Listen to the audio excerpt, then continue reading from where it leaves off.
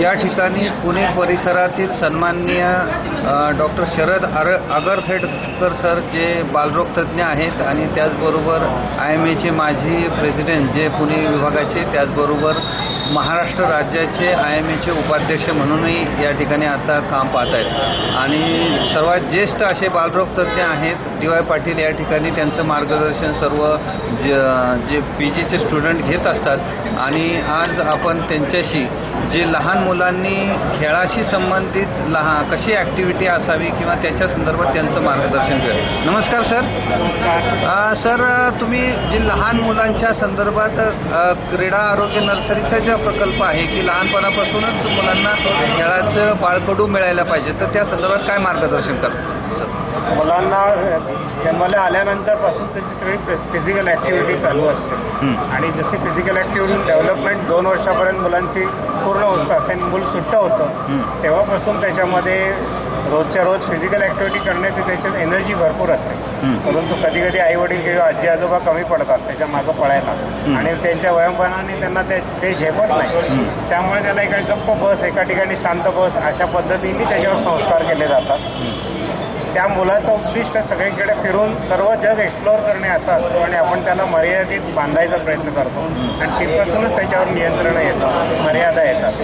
तर मुलांना जास्तीत जास्त खेळायला मोकळं वावर मिळालं पाहिजे, मोकळा खेळ करता आला पाहिजे आणि ते करत असताना त्यांना कुठलेही धोके आहेत त्या धोक्यापासून दूर ठेवायला पाहिजे आणि यासाठी मुलांना त्यांच्या जवळ, घरापासून जवळ आणि अतिशय सुरक्षित अशा ठिकाणी जर व्यायामाची संधी मिळाली तर ती त्यांना अवश्य दिली जावी. आज मी आजोबा झाल्यानंतर माझ्या नातीबरोबर जेव्हा खेळतो तेव्हा ते जाणवतं की त्या मुलांना काय काय करावं असं वाटतं आणि एखाद्या धोका घेऊन त्यांना उडी मारायची वाटली तर आपण त्यांना झेलायची तयारी ठेवायला पाहिजे आणि त्यांना त्यातले धोके पण समजावून सांगता आले पाहिजे. त्यामुळे या मुलांना चालणं, पळणं, पोहणं, तर बाकीचे खेळ, जंगलजीव, झोपाळे आणि ह्या सगळ्या गोष्टी हळूहळू करत जात 3 वर्षाच्या सुमारास साधारण त्यांना पोहायला शिकवलं तर ते सगळ्यात चांगला व्यायाम असतो. पळणं तर त्यांना येतं, ते पळत असतात.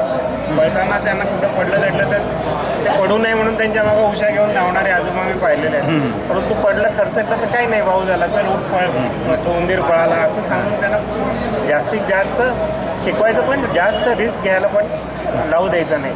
आणि आजकाल असं दिसतं की मुलं जास्त कार्टून बघत असतात, जास्त TVवरचे ॲनिमल प्लॅनेट बघत असतात. परंतु तेच संध्याकाळचे 2 तास जर ते मैदानावर गेले आणि त्यांनी जर खेळण्यामध्ये घालवलं तर त्यांना भूकही चांगली लागेल, त्यांची शारीरिक वाढ चांगली होईल, त्यांच्या ग्रुपमध्ये इंटरॅक्शनची हे वाढेल आणि त्यांच्या शरीराचा सर्वांगीण विकास होईल.